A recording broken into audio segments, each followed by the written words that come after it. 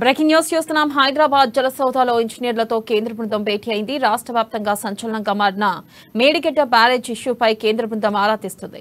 మేడిగడ్డ ఆనకట్ట వ్యవహారంపై ఇంజనీర్లతో కేంద్ర బృందం చర్చిస్తుంది.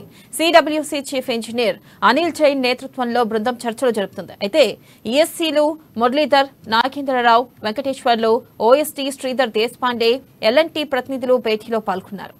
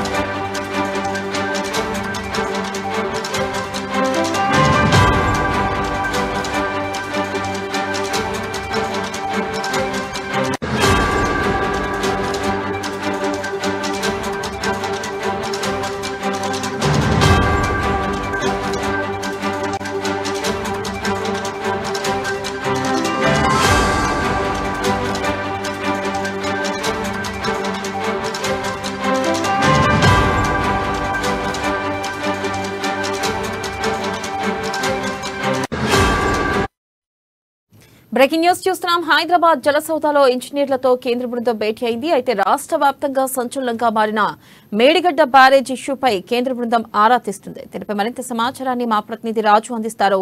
రాజు, చెప్పండి. కేంద్ర బృందం మేడిగడ్డ వ్యవహారంపై సమావేశం కావడం జరిగింది.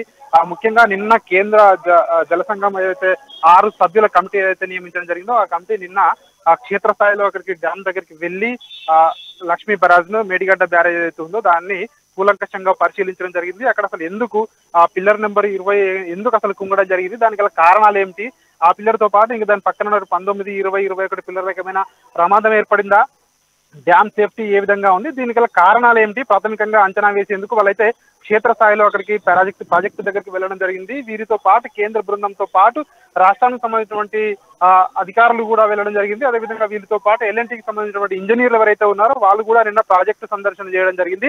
అక్కడికి క్షేత్రస్థాయిలో వెళ్లి వాళ్ళు తర్వాత కేంద్ర ప్రభుత్వానికి నివేదిక ఇవ్వనుంది. దానికన్నా ముందు ఈ రోజు అదేవిధంగా రాష్ట్రానికి సంబంధించినటువంటి ఏదైతే అధికారులు ఉన్నారో వాళ్ళతో కూడా సమగ్రంగా చర్చించి దీనిపై ఒక నివేదిక కూడా తయారు చేయనున్నారు. ఎందుకంటే నిన్న అక్కడికి వాళ్ళు టెక్నికల్ అంశాలపై అక్కడ వాళ్ళు వెళ్ళడం జరిగింది. అవన్నీ కూడా నోట్ చేసుకోవడం జరిగింది. దానికి గల కారణాలు ఏమిటి, ఇది ఏమైనా మానవ తప్పిదం ఉందా, లేదంటే ఆ ప్రాజెక్టు గల కారణాలు అసలు ఎందుకు ఇట్లాంటి ప్రమాదం ఏర్పడిందని చెప్పి దీనిపై కూడా ఒక సమగ్రంగా ఒక నివేదికను అయితే తయారు చేసే పనిలో కేంద్ర బృందం అయితే పడిందని మనం చెప్పవచ్చు.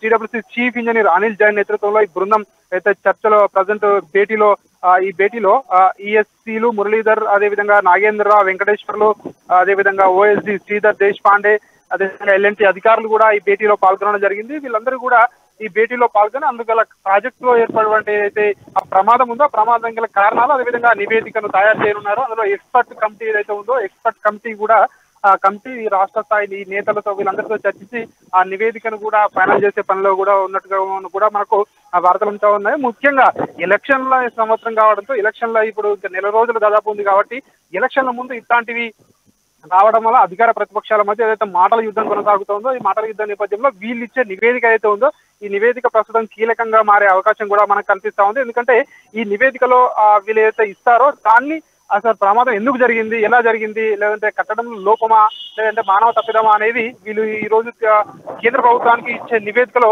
ఫైనల్ చేసే అవకాశం అయితే మనకు స్పష్టంగా కనిపిస్తుంది. Thank you Raju. Thank you.